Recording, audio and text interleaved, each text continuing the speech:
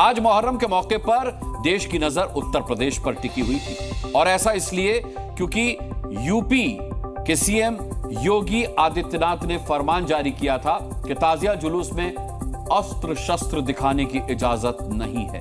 लेकिन जिस लखनऊ में बैठकर योगी यूपी में सरकार चलाते हैं, उसी शहर में उनकी नाक के नीचे तलवारें लहराई गई। लखनऊ से सिर्फ 90 किलोमीटर दूर कानपुर में बीजेपी नेता के घर के सामने भड़काऊ नारे लगाए गए। क्या कहा गया जानते हैं? हिंदुस्तान में रहना है तो ख्वाजा ख्वाजा कहना है। भड़काऊ नारेबाजी से लेकर तलवारबाजी तक। क्या यह जवाब योगी को है कि आप चाहे जो कह दें, हम वही करेंगे जो हमें कबूल है? क्या यही है मैसेज?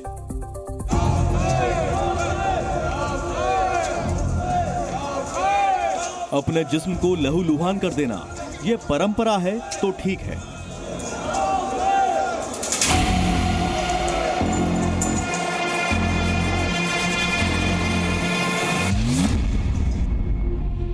ताजिया जुलूस में करतब दिखाना यह परंपरा है तो ठीक है।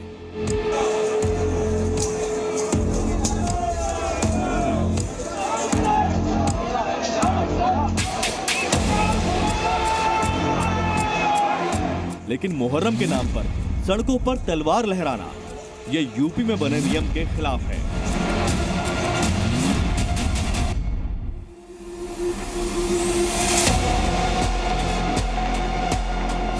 और जो नियम के खिलाफ है वो हुआ क्यों? लखनऊ की सड़क पर हथियार क्यों लहराए गए? शस्त्र का ऐसा प्रदर्शन क्या यूपी के सीएम योगी आदित्यनाथ को मैसेज देने के लिए हुआ? क्या योगी को यह दिखाने की कोशिश की गई कि आप चाहे जितनी सख्ती करें, जितनी पुलिस लगा दें, सड़क पर अर्धसैनिक बल उतार दें, घोड़े पर पहरेदारी करवाएं, लेकिन मुहर्रम वैसे ही मनाया जाएगा जैसा कौम चाहेगी? जी न्यूज ने जब ताजिया जुलूस में योगी के नियम की धज्जियां उड़ाती इन तस्वीरों को दिखाया तो मुस्लिम धर्मगुरु डैमेज कंट्रोल करने आ गए। गवर्नमेंट को यह देखना चाहिए कि जो तलवारबाजी आज से है या पुराने ज़माने से आ रही है। अगर पुराने ज़माने से है और उस तलवारबाजी से अगर किसी को नुकसान नहीं पहुंचता है या किसी पर हमला उससे नहीं किया जाता है, किसी को नुकसान अगर पहुंचाया नहीं जाता है, तो फिर इस पर बैन लगाना हक तलफी है। और चाहे किसी भी धर्म का मामला हो, तो अगर किसी ने बैन के बाद भी अगर ऐसा किया है तो कार्रवाई इस पर होनी चाहिए। कमाल की बात करते हैं मौलाना, तलवार लहराने वालों पर एक्शन की बात भी करते हैं और लगे हाथ ये भी कहते हैं कि तलवार पर बैन नहीं करना चाहिए। लेकिन बात इतनी सी कहाँ है? यूपी के अंदर मुहर्रम के जुलूस में भड़काऊ नारे भी तो लग रहे हैं।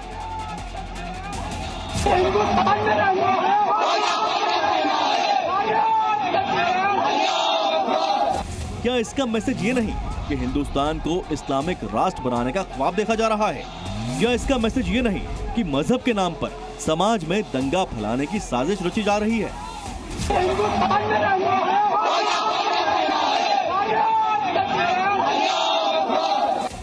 ये नारेबाजी कानपुर में हुई, वो भी बीजेपी की एक महिला पार्षद के घर के सामने। यहाँ से जो जुलूस निकला है, उसमें आपत्तिजनक नारेबाजी हो रही थी। नारेबाजी ये हो रही थी कि हिंदुस्तान में रहना है तो अल्लाह अकबर कहना है। तत्काल प्रभाव से इसकी जांच के आदेश डीसीपी को दे दिए गए हैं और सत्यता के आधार पर इस पे अभियोग पंजीकृत कराकर आवश्यक विधिक कार्रवाई की जाएगी। इसमें जो भी दोषी होगा उसके विरुद्ध कठोरतम कार्रवाई अमल में लाई जाएगी। भड़काऊ नारेबाजी करने वाले, कानून को तलवार की नोक पर रखने वाले, देश हित में ऐसे लोगों पर सख्त एक्शन जरूरी है।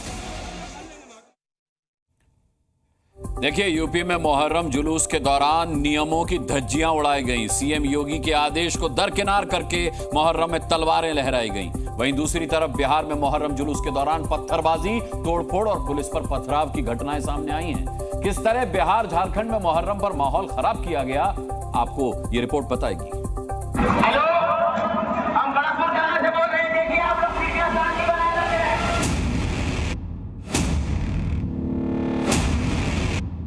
ढेला मार रहा है सब, ढेला मार रहा है, ढेला मार रहा है सब, ढेला मार रहा है।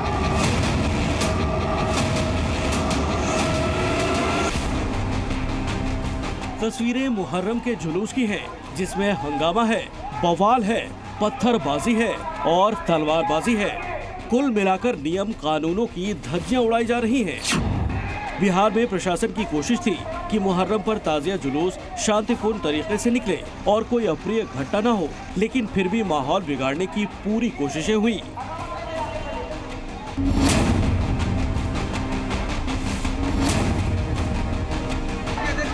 पत्थरबाजी और बवाल का ये वीडियो ढाका थाना इलाके के फुलवरिया गांव का है, जहां बुधवार की सुबह मुहर्रम जुलूस निकल रहा था। इसी दौरान दो समुदायों के बीच तनावपूर्ण स्थिति बन गई। जुलूस में शामिल कुछ लोग मंदिर की तरफ दौड़े। आरोप है कि उन्होंने मंदिर पर पत्थर बरसाए। ढेला मार रहा है सब, ढेला मार रहा है, ढेला मार रहा है सब, ढेला मार रहा है। इस वीडियो को मंदिर में खड़े एक शख्स ने बनाया।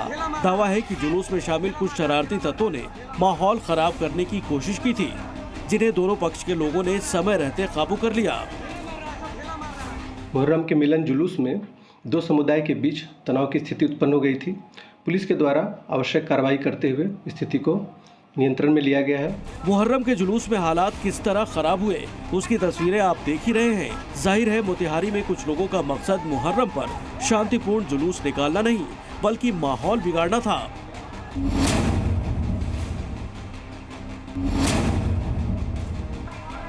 ताजिया जुलूस के दौरान जब दो गुट आपस में भिड़ गए तो जमकर पत्थरबाजी हुई। ये सब हवेली खड़गपुर इलाके में हुआ। ताजिया जुलूस में शामिल लोगों पर कुछ लोग पत्थरबाजी करते दिखाई दिए। नगर परिषद क्षेत्र में जो है मुहर्रम को लेकर जो ताजिया जुलूस निकला था, उसमें मोमिन टोला और रोशन टोला, ये दो टोला के लोग, कुछ लड़के जो है आपस में खेलने के दौरान जो है लड़ाई की है। मुंगेर के हवेली खड़गपुर नगर में टकराव ताजिया जुलूस निकाल रहे दो गुटों में हुआ, जिसमें दोनों तरफ के लोग घायल हुए हैं। कई लोगों के सिर पर गंभीर चोट भी आई है। हम लोग 2 मीटर नहीं था, हम लोग ढोल जा रहे थे तो हम लोग सब साइड में था, उधर से ईटा पत्थर चला, हम साइड पर खड़े थे और डायरेक्ट मेरे सर पर आके मार दिया। पटना के शास्त्री नगर में ताजिया जुलूस के दौरान किस तरह माहौल खराब किया गया, उसकी तस्वीरें सीसीटीवी में कैद हो गयी। वीडियो में आप जुलूस में शामिल लोगों को तलवारबाजी और लाठी लहराते देख सकते हैं। ये सब शास्त्री नगर के राजा बाजार में हुआ।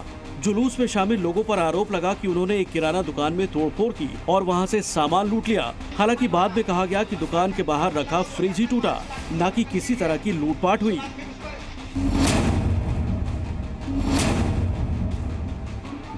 धनबाद के झरिया में जुलूस के दौरान दो गुट आपस में ही भिड़ गए, जिसके बाद जमकर मारपीट हुई और एक दूसरे पर पत्थरबाजी की गई, जिसमें कई लोग जख्मी हो गए।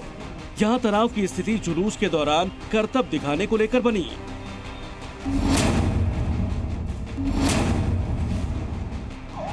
10वें दिन ताजिया जुलूस को लेकर बिहार पुलिस अलर्ट पर थी। जब अहियापुर में पुलिस को जुलूस में तेज आवाज में डीजे बजाने की शिकायत मिली तो पुलिस टीम मौके पर पहुंची। जहां डीजे बंद कराए जाने की वजह से लोग भड़क गए। उन्होंने पुलिस टीम पर ही पथराव कर दिया, जिसमें कई पुलिस वाले जख्मी हुए। जैसा सबको पता है कि जुलूस में बिल्कुल डीजे अलाउ नहीं है, तो इसको लेकर के पुलिस के द्वारा रोका गया कि डीजे अलाउ नहीं है, तो आप डीजे हटा दीजिए। तो उसको लेकर के थोड़ा विवाद हुआ और कुछ लोगों की गिरफ्तारी हुई है। प्रशासन की तरफ से ताजिया जुलूस में डीजे बजाने की पाबंदी थी और इसी शर्त पर जुलूस की इजाजत दी गई थी, लेकिन बावजूद इसके डीजे तेज आवाज में बजाया जा रहा था। बिहार में ताजिया जुलूस के दौरान माहौल खराब करने की पूरी कोशिश हुई, लेकिन प्रशासन ने कोई बड़ी घटना नहीं होने दी। ब्यूरो रिपोर्ट, जी मीडिया। पश्चिम बंगाल में मुहर्रम कॉरिडोर क्या सिर्फ जुमला था?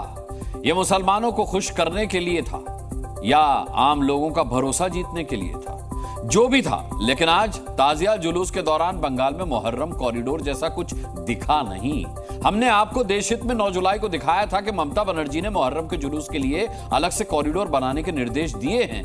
इसमें होना यह था कि सड़क के एक हिस्से को बैरिकेड लगा करके अलग किया जाता और यहां से ताजिया जुलूस निकाला जाता। सड़क के बाकी बचे हिस्सों पर आम लोगों का आना जाना हमेशा की तरह जारी रहता। लेकिन आज मुहर्रम पर हुआ ठीक इसका उल्टा।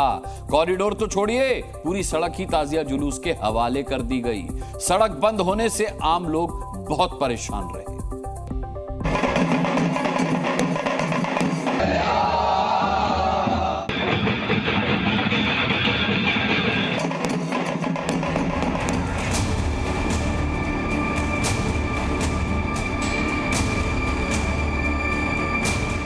बंगाल का मुहर्रम वैसा बिल्कुल नहीं था जैसा दीदी ने कहा था। पश्चिम बंगाल की मुख्यमंत्री ममता बनर्जी ने तो कहा था रास्ता ब्लॉक नहीं होगा, लेकिन रास्ता जुलूस निकलने से पहले ही ब्लॉक कर दिया गया। दीदी ने ये भी कहा था कि सड़क पर आम लोगों के आने जाने की जगह दी जाएगी, लेकिन कोलकाता में तो ताजिया जुलूस के लिए आम लोगों की एंट्री बंद कर दी गई। कहा था ताजिया जुलूस के लिए सड़क के एक हिस्से में अलग से कॉरिडोर बनाएंगे, लेकिन दीदी की पुलिस और प्रशासन ने पूरी सड़क ताजिया जुलूस के नाम कर दी। ममता बनर्जी ने क्या कहा था ये सुनिए। মহরমে যেন কোনো দুর্ঘটনা না ঘটে নজর রাখবেন। আমি তো ইতিমধ্যেই পুলিশকে অনেকবার বলেছি যে বাসের ব্যারিকেড করে দেবেন, যাতে ব্যারিকেডের মধ্যে দিয়ে ওরা যেতে পারে, ওদের কোনো অবস্ট্রাকশন না হয়, মানুষের কোনো অবস্ট্রাকশন না হয়। कोलकाता के टॉलीगंज से रास बिहारी के बीच DPS road, SP Mukherjee road, Tollygunge circular road, prince Anwar Shah road, इन सभी रास्तों को आम लोगों के लिए बंद कर मुहर्रम के जुलूस के लिए खोल दिया गया। कोलकाता के उत्तर से लेके दक्षिण तक सभी जगह पे जहाँ पर भी मुहर्रम का ताजिया निकला है, सभी जगह पे हमने देखा कि मेन रोड भी बंद कर दिया गया है और अलग से जो कॉरिडोर बनाने के लिए बताया गया था वो कॉरिडोर नहीं बनाया गया है। जैसे पहले मुहर्रम की जुलूस निकलता था वैसा ही जुलूस निकला। हमने सड़क बंद करने पर कोलकाता के मेयर फिरहाद हकीम से भी बात की। उन्होंने कहा रास्ता बंद नहीं है, ये तो बीजेपी का हिंदू मुस्लिम एजेंडा है। रास्ता बंद नहीं होता है।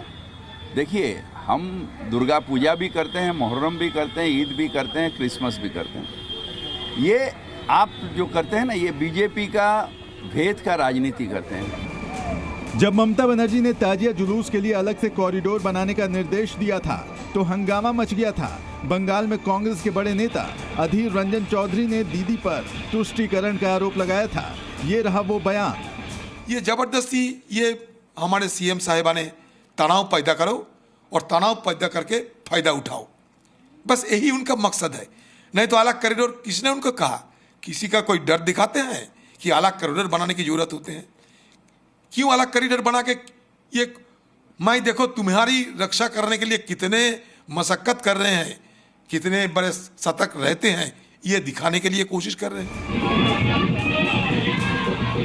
ताजिया जुलूस के लिए पूरी सड़क खाली कर देना ये सरकार की मर्जी है, लेकिन अच्छी बात ये है कि अब तक बंगाल से मुहर्रम पर हिंसा की खबर नहीं आई है।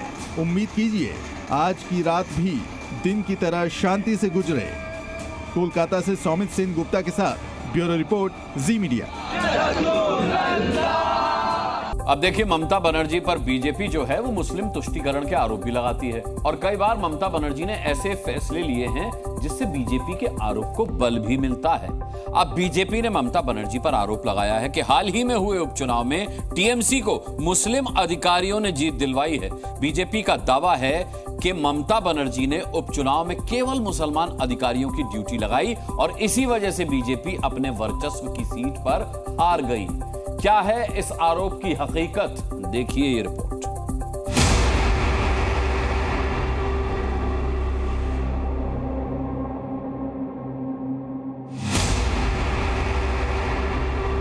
क्या बंगाल में हिंदुओं को वोटिंग से रोका गया? क्या दीदी के मुस्लिम अफसरों ने सिर्फ मुस्लिमों को वोट करने दिया? बीजेपी नेता शुवेंदु अधिकारी के दावों से ये सवाल उठ रहे हैं। शुवेंदु ने विधानसभा उपचुनाव पर चौंकाने वाले खुलासे किए। उन्होंने आरोप लगाया कि ममता सरकार ने रायगंज विधानसभा उपचुनाव में सिर्फ मुसलमान अधिकारियों की ड्यूटी लगाई थी, जिसकी वजह से रायगंज जैसी पक्की सीट पर बीजेपी हार गई। शुवेंदु अधिकारी ने इसके सबूत भी दिए हैं।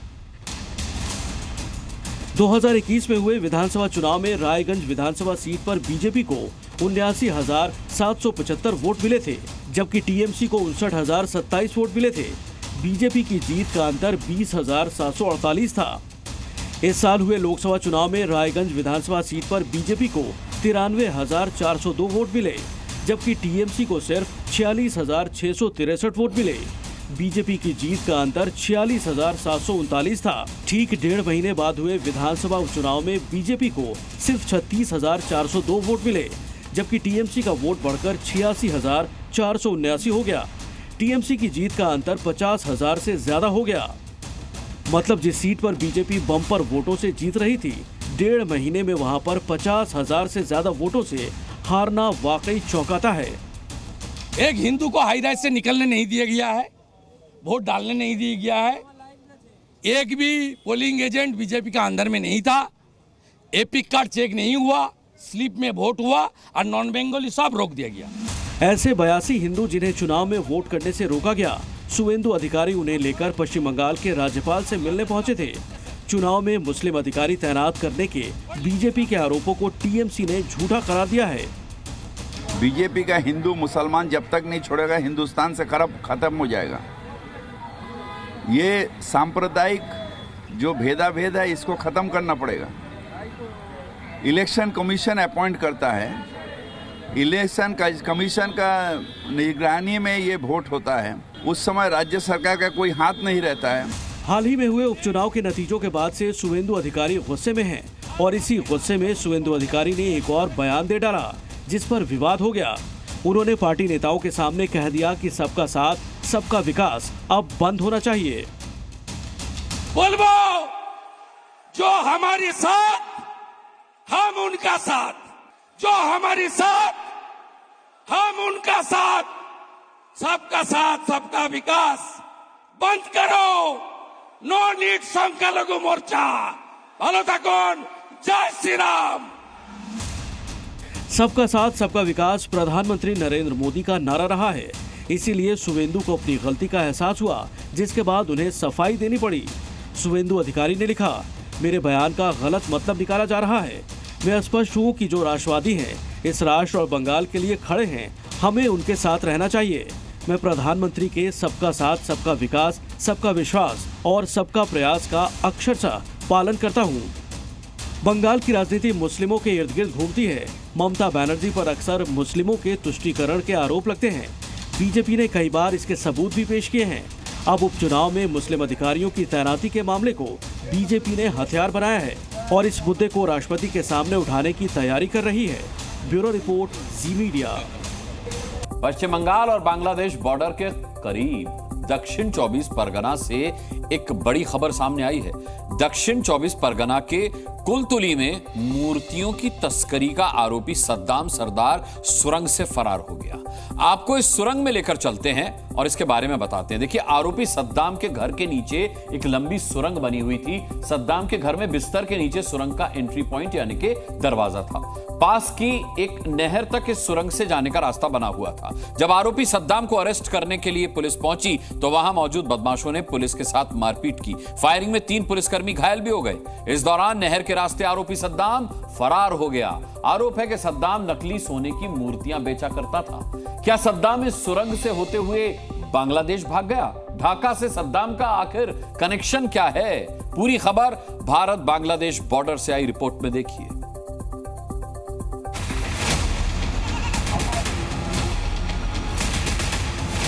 इसी सुरंग से होकर आरोपी सद्दाम सरदार पुलिस से बचकर बांग्लादेश भाग गया। बेडरूम से नहर तक इस सुरंग को बनाकर सद्दाम ने अपने फरार होने का रास्ता पहले ही तैयार कर लिया था। सद्दाम के बेड के ठीक नीचे सुरंग में एंट्री का रास्ता मौजूद था। कंक्रीट से बनी सुरंग के दरवाजे पर ताला भी लगा हुआ है ताकि बिना बताए कोई सुरंग में दाखिल न हो जाए। सुरंग के अंदर में भी सॉलिड कंस्ट्रक्शन है। ऐसा लगता है काफी सोच समझकर इस रास्ते को तैयार किया गया। अब पूरी खबर समझिए कि सद्दाम ने ये सुरंग क्यों बनवाई। पुलिस को कई बार ये रिपोर्ट्स मिली थी कि फर्जी सोने की मूर्ति बेचने के नाम पर लोगों के साथ धोखेबाजी हो रही है। सद्दाम पर कई बार कम दामों पर मूर्ति बेचने के नाम पर कई लोगों से पैसे छीनने का भी आरोप है। पुलिस इससे पहले भी सद्दाम को गिरफ्तार कर चुकी है और बाद में वो जमानत पर रिहा हो गया था। वो दोबारा यही काम करने लगा तो पुलिस सोमवार को उसके घर पहुंची। पुलिस की टीम ने सद्दाम को गिरफ्तार भी कर लिया। सद्दाम के परिवार वालों और आसपास की महिलाओं ने पुलिस को घेर लिया। तभी सद्दाम के भाई ने पुलिस पर गोली चलाई। फायरिंग में 3 पुलिस वालों के घायल होने की खबर है। दावा है कि कुछ और बदमाशों ने मिलकर पुलिसकर्मियों को घेर कर मारपीट की। इस दौरान आरोपी सद्दाम और उसका भाई सुरंग से होते हुए फरार हो गए। थोड़ी देर बाद पुलिस की बड़ी टीम वापस उस इलाके में पहुंची। सद्दाम के घर की तलाशी ली। तब जाकर उन्हें पता चला कि घर से लेकर बाहर तक सुरंग बनी हुई थी। पुलिस ने सद्दाम की पत्नी मसूदा और उसके भाई की पत्नी राबिया को गिरफ्तार कर लिया है। अब इन दोनों से पूछताछ करके सद्दाम की लोकेशन ढूंढने की कोशिश होगी। फिलहाल सद्दाम के घर से धातु पिघलाने का सामान भी बरामद हुआ है। बताया जा रहा है सद्दाम नकली सोने की मूर्तियों के साथ एंटीक मूर्तियों को बेचने का काम भी करता था। दावा है कि बांग्लादेश के ढाका में बनाने के बाद इन मूर्तियों को बॉर्डर पार करवाकर दक्षिण 24 परगना लाया जाता था और यहां सद्दाम इन मूर्तियों को बेचने का धंधा करता था। कहा जाता है कि इन मूर्तियों को लाकर सुरंग में ही रखा जाता था। यानी बेडरूम से बाहर तक ले जाने वाली सुरंग सिर्फ पुलिस से बचने के लिए नहीं बनाई थी। ब्यूरो रिपोर्ट, जी मीडिया। चलिए अब अगली खबर का रुख करते हैं और अब हम आपको एक ऐसी जेल के बारे में बताते हैं जहां पुलिस के कानून नहीं चलते बल्कि चूहों की दादागिरी चलती है। पुलिस के सामने कांपने वाले अपराधी चूहों के आतंक की वजह से खौफ में हैं। बीते एक हफ्ते से तो चूहों की वजह से सैकड़ों कैदी सो तक नहीं पाए। चौंकाने वाली खबर यह है मध्य प्रदेश के दमोह की। दमोह जिला जेल में बंद कैदी चूहों की वजह से खौफ में हैं। चूहे कैदियों के बैरक में खुलेआम घूम रहे हैं। बीते एक हफ्ते में आधा दर्जन कैदियों को इलाज के लिए अस्पताल भेजा गया, जबकि कुछ कैदियों ने चूहों के काटने की भी शिकायत की है। चूहों के डर से कैदियों ने रात में सोना तक छोड़ दिया है। जेल के अंदर चूहे कैदियों के सामान को भी नुकसान पहुंचा रहे हैं। हैरानी की बात यह है कि खूंखार कैदियों को जेल में रखने वाला जेल प्रशासन चूहों को काबू में नहीं कर पा रहा है और सरेंडर करता दिख रहा है। और कैदी कह रहे हैं कि पुलिस से डर नहीं लगता साहब, चूहों से लगता है।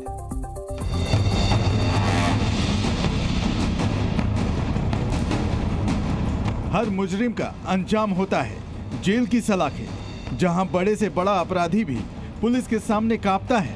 लेकिन दमोह जिला जेल की कहानी अलग है। इस जेल में बंद अपराधी पुलिस वालों से नहीं बल्कि चूहों की वजह से खौफ में रहते हैं। यहाँ चूहों के आतंक से अपराधियों की घिग्गी बंधी हुई है। पिछले एक हफ्ते में आधा दर्जन कैदियों को चूहों ने तसल्ली से काट खाया, जिनका इलाज अस्पताल में कराया गया है, जबकि कई दर्जन कैदियों को मामूली तौर पर नुकसान पहुंचा है। लेकिन चूहों के आतंक की खबर जेल में जंगल की आग की तरफ फैल चुकी है। जेल में चूहों के आतंक की खबर तब सामने आई जब कई कैदियों ने अपने मुलाकातियों से इसका जिक्र किया। लेकिन जेल में चूहों की फौज कैसे घुस आई, खुद जेल प्रशासन से सुनिए।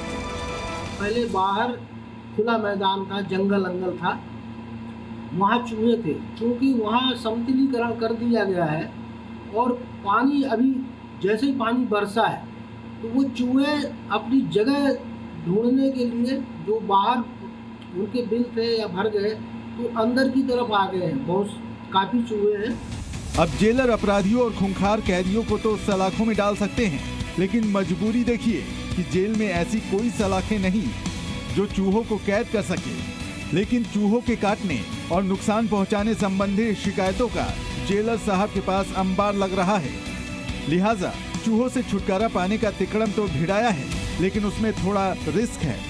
दवाई भी अपन ओपन में नहीं रख सकते हैं कि उसका कोई बंदी दवा का सेवन कर ले, उससे नुकसान हो जाए।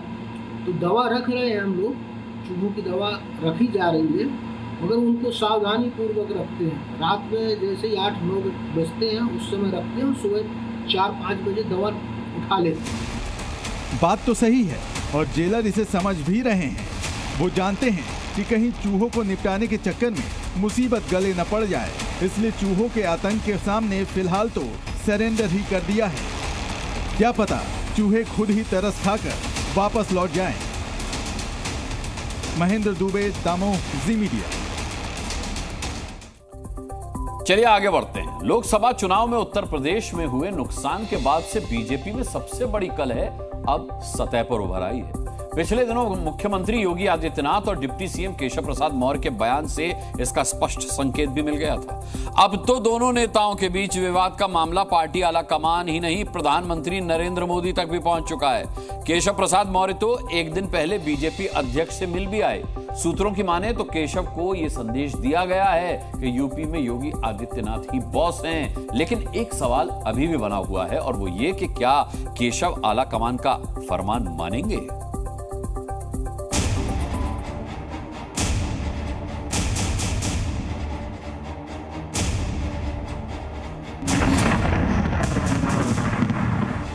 बात बीते कई वर्षों से कहीं सुनी जा रही थी, अब वो खुलकर सामने आ चुकी है कि उत्तर प्रदेश में योगी आदित्यनाथ वर्सेस केशव प्रसाद मौर्य है। जिस राज्य से नरेंद्र मोदी प्रधानमंत्री हैं, उस राज्य में मुख्यमंत्री बनाम उप मुख्यमंत्री है। खुद इसका संकेत दोनों नेता दे चुके हैं और केशव प्रसाद मौर्य तो इससे एक कदम आगे निकल गए और सीधे दिल्ली में बीजेपी आलाकमान से मिलने पहुंच गए। केशव प्रसाद मौर्य और जेपी नड्डा के बीच 1 घंटे की मुलाकात में केशव मौर्य ने यूपी की सारी खामियां अध्यक्ष के सामने गिनाई। मौर्य ने नड्डा से कहा कि यूपी में नौकरशाही हावी है, कार्यकर्ताओं की कहीं कोई पूछ नहीं है, विधायकों सांसदों की भी सुनवाई नहीं है। कार्यकर्ताओं की नाराजगी से लोकसभा में बड़ा नुकसान हुआ। धरातल पर उतरकर नए सिरे से काम की जरूरत है। केशव प्रसाद मौर्य ने खामियां ही नहीं गिनवाई, बल्कि इशारों ही इशारों में मुख्यमंत्री की शिकायत कर दी। जेपी नड्डा से मुलाकात के बाद केशव प्रसाद मौर्य ने सोशल मीडिया पर वही बात दोहराई जो बयान उन्होंने पिछले दिनों लखनऊ में दिया था। मौर्य ने लिखा, संगठन सरकार से बड़ा है, कार्यकर्ताओं का दर्द मेरा दर्द है, संगठन से बड़ा कोई नहीं। केशव प्रसाद मौर्य का बार बार ये कहना योगी आदित्यनाथ के खिलाफ ही जाता है। दोनों नेताओं की लड़ाई को समझने के लिए जेपी नड्डा ने यूपी बीजेपी अध्यक्ष भूपेंद्र चौधरी से भी मुलाकात की। प्रधानमंत्री नरेंद्र मोदी ने भी भूपेंद्र चौधरी से मुलाकात कर स्थिति समझने की कोशिश की। सूत्रों की माने तो भूपेंद्र चौधरी ने लोकसभा चुनाव में बीजेपी के प्रदर्शन पर पीएम मोदी को फीडबैक दिया। दिल्ली में लगातार बीजेपी के मंथन के बाद योगी आदित्यनाथ को दिल्ली का कवच मिल गया है। सूत्रों के मुताबिक यूपी में योगी आदित्यनाथ मुख्यमंत्री बने रहेंगे। उनकी कुर्सी पर कोई आंच नहीं है। हाँ, उनके मंत्रिमंडल में फेरबदल जरूर होगा, लेकिन उस पर फूंक फूंक कर फैसला बीजेपी करेगी। उत्तर प्रदेश बीजेपी में खींचतान उजागर हुई तो विरोधियों को हमले का मौका मिल गया। ये कमजोर पड़ गए हैं। कुर्सी की लड़ाई में जनता बहुत परेशान है। एक ही समझ में देखा था, जब कल्याण सिंह को, जो बहुत शक्तिशाली हो गए थे, उन्हें भाजपा ने हटाया था, और यह मैं अब देख रहा हूं। विरोधी भले ही बीजेपी को अंदरूनी खींचतान को लेकर घेर रहे हों, लेकिन योगी आदित्यनाथ बेफिक्र हैं। शायद उन्हें दिल्ली के आशीर्वाद का भरोसा पहले से ही था। उत्तर प्रदेश में होने वाले विधानसभा उपचुनाव को लेकर सीएम योगी ने प्रभारी मंत्रियों के साथ बैठक की। योगी ने सभी प्रभारी मंत्रियों से मुलाकात की और उनसे उनके क्षेत्र की रिपोर्ट ली। बैठक के बाद ये तय किया जा रहा है कि अब जो प्रत्याशी होंगे वो जिताऊ प्रत्याशी होंगे, ना कि केवल सिफारिश से उनको टिकट मिलेगा। इसके साथ साथ तमाम पैमाने जो हैं वो उपचुनाव के तैयार किए गए हैं। प्रभारी मंत्री हर हफ्ते 2 दिन अपने क्षेत्र में रहेंगे। 10 सीटों के लिए मंत्रियों के 10 ग्रुप बनाए गए हैं। सूत्रों के हवाले से खबर ये भी है कि अब टिकट बांटने में किसी की सिफारिश नहीं चलेगी। 10 के 10 जितना है विधानसभा, इसलिए उस पर भी चर्चा हुई। बाकी अपने योगी सरकार और बीजेपी के लिए अंदरूनी कलह जितनी बड़ी चुनौती है, उतनी ही बड़ी चुनौती अगले कुछ महीनों में होने वाला विधानसभा चुनाव भी है। अगर वक्त रहते पार्टी के हालात नहीं बदले तो उपचुनाव में भी नुकसान हो सकता है। लखनऊ से विशाल रघुवंशी और नीतीश पांडे के साथ ब्यूरो रिपोर्ट, जी मीडिया। अच्छा, योगी आदित्यनाथ से केशव प्रसाद मौर्य कैसे दूर होते चले गए, अब जरा इसे भी समझ लीजिए, क्योंकि ये समझना जरूरी है। इसकी शुरुआत 2017 में ही हो गई थी। तब केशव प्रसाद मौर्य बतौर प्रदेश अध्यक्ष सीएम पद के दावेदार थे, लेकिन सीएम बन नहीं पाए। इसके बाद साल 2021 में उनकी सीएम दावेदारी पर चर्चा हुई, लेकिन आरएसएस के दखल से ये बदलाव जो है वो टल गया। 2022 में बीजेपी योगी आदित्यनाथ के नेतृत्व में जीत गई और केशव प्रसाद खुद विधानसभा चुनाव हार गए। लोकसभा चुनाव के नतीजों की समीक्षा बैठक योगी ने बुलाई तो उसमें भी केशव प्रसाद मौर्य नहीं पहुंचे। नतीजों के बाद उन्होंने दिल्ली में डेरा डाल लिया था। इस बीच 2 बार कैबिनेट बैठक में भी वो शामिल नहीं हुए। प्रदेश कार्य समिति की बैठक में कार्यकर्ताओं और नेताओं के सामने बिना योगी का नाम लिए उन्होंने तंज भी कसा था। यूपी की जिन 10 सीटों पर उपचुनाव होना है, उनमें सबसे हॉट सीट है मिल्कीपुर। अयोध्या से सटी ये वो सीट है जो बीजेपी के लिए लोकसभा चुनाव का बदलापुर बन गई है। एक तरफ बीजेपी मिल्कीपुर के लिए रणनीति बनाने में जुटी है, तो दूसरी तरफ अखिलेश यादव फिर से अयोध्या में बीजेपी को घेरने की तैयारी में हैं।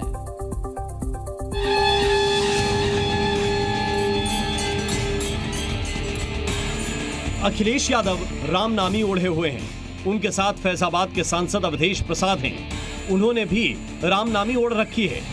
और उनके साथ अयोध्या के संत रामदास बाल योगी भी दिख रहे हैं। मंगलवार को अखिलेश यादव ने अयोध्या से आए संत से मुलाकात की। इस मुलाकात के धार्मिक कम लेकिन राजनीतिक मायने ज्यादा हैं। अयोध्या की मिल्कीपुर विधानसभा सीट पर अगले कुछ महीनों में उपचुनाव होना है। इसी सीट से अवधेश प्रसाद विधायक हुआ करते थे, अब वो फैजाबाद के सांसद बन चुके हैं। इसीलिए समाजवादी पार्टी मिल्कीपुर सीट को अपने कब्जे में बनाए रखने की कोशिश में है। सूत्रों की माने तो समाजवादी पार्टी अवधेश प्रसाद के बेटे अजीत को टिकट दे सकती है। अखिलेश यादव ने अयोध्या के नेताओं से मुलाकात कर तैयारियां तेज करने को कहा है। बिल्कुल चर्चा जो चल रही थी वही चर्चा है, उनके पुत्र को ही जो है दिया जाएगा और वही जो है चुनाव लड़ेंगे और वही विजयी होंगे और जीतेंगे भी। फैजाबाद संसदीय सीट पर बीजेपी को हराने के बाद से अखिलेश यादव का जोश हाई है और वो मिल्कीपुर विधानसभा उपचुनाव में बीजेपी को हराने के लिए रणनीति पर काम कर रहे हैं। इसके लिए अखिलेश यादव अयोध्या की कमियों को गिनाने में भी पीछे नहीं है। वो सोशल मीडिया एक्स पर अयोध्या की नाकामी बताने वाले पोस्ट डाल रहे हैं। उन्होंने लिखा, अयोध्या में जिस तरह विकास का पैसा छूमंतर हो गया, वैसे ही बिजली के खंभों से लैंप लाइट सब कुछ गायब हो गया है। जनता पूछ रही है, जब लाइट ही नहीं है तो लाइट के पोल के नाम से भुगतान कैसे हुआ?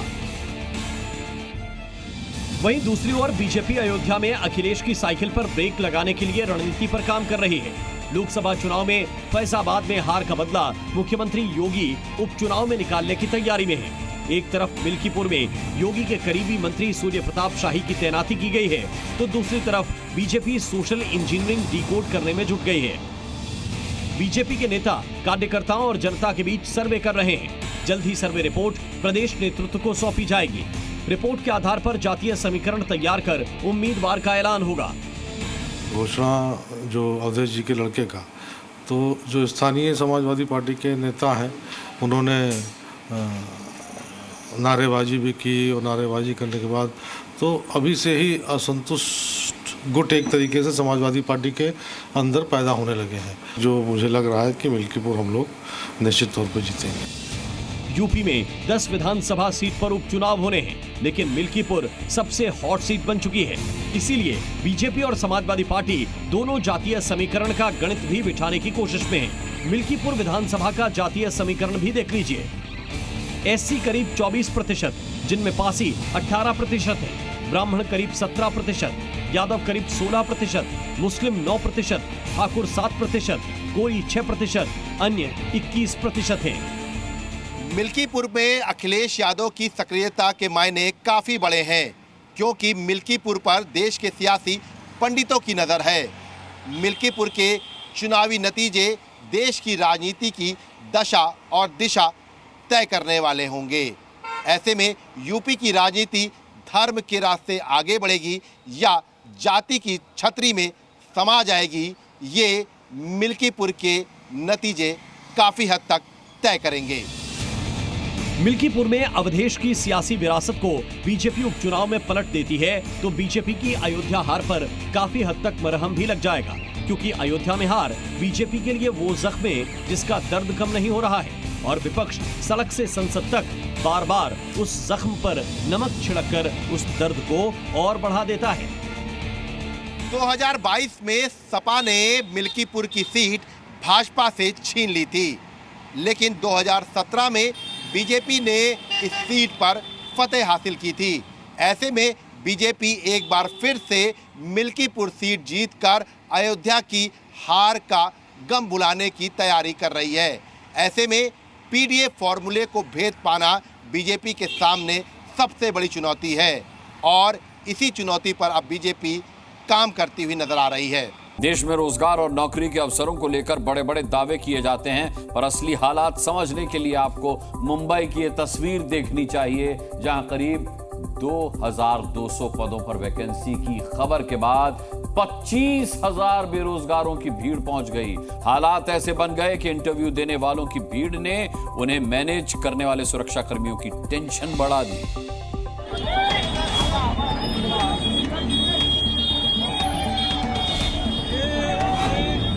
कोई पेड़ पर चढ़ रहा है,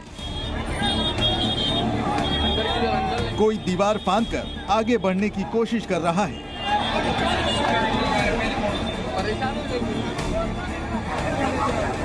मुंबई एयरपोर्ट पर 16 जुलाई को नौकरी के लिए आए बेरोजगारों की भीड़ से भगदड़ जैसे हालात बन गए।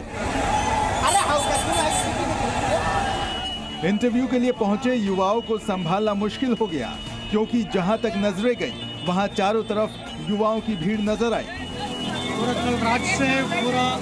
दरअसल मुंबई एयरपोर्ट पर एयरपोर्ट लोडर के लिए 2216 पदों पर वैकेंसी निकाली गई, लेकिन इनके लिए 25,000 आवेदक पहुंच गए।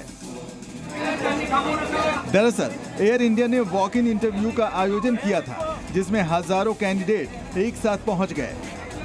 भारी भीड़ के बाद वहां हालात बिगड़ गए। इस नौकरी के लिए इतनी बड़ी संख्या में लोगों के आने की उम्मीद नहीं थी। इसके बाद वहां मौजूद सुरक्षा कर्मियों को युवाओं की भीड़ को संभालने के लिए काफी मशक्कत करनी पड़ी। यहां फॉर्म काउंटर तक पहुंचने के लिए कैंडिडेट धक्का मुक्की करते नजर आए।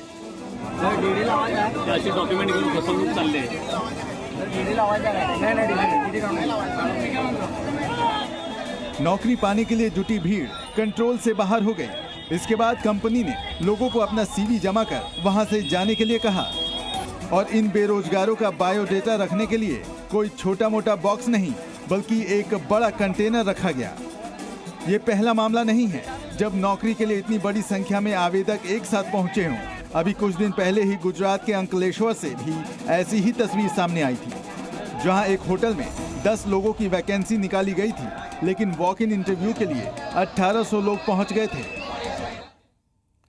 अब देखिए, बेरोजगारी को लेकर महाराष्ट्र के बाद कर्नाटक ने भी बड़ा आदेश दिया है। कर्नाटक की सिद्धरमैया सरकार ने नौकरी में आरक्षण के फैसले में बदलाव किया है। सिद्धरमैया कैबिनेट ने राज्य में निजी कंपनियों में ग्रुप सी और ग्रुप डी के पदों के लिए आरक्षण वाले विधेयक को मंजूरी दे दी है। प्राइवेट सेक्टर की ग्रुप सी और ग्रुप डी की नौकरियों में स्थानीय लोगों को 50% आरक्षण मिलेगा। हालांकि मुख्यमंत्री सिद्धरमैया ने पहले इन दोनों ग्रुप्स में 100% आरक्षण की सिफारिश की थी। स्थानीय लोगों को निजी कंपनियों में मैनेजमेंट कैटेगरी में 70% आरक्षण मिलेगा। राज्य सरकार अब जल्दी ही इस विधेयक को विधानसभा में पेश करेगी।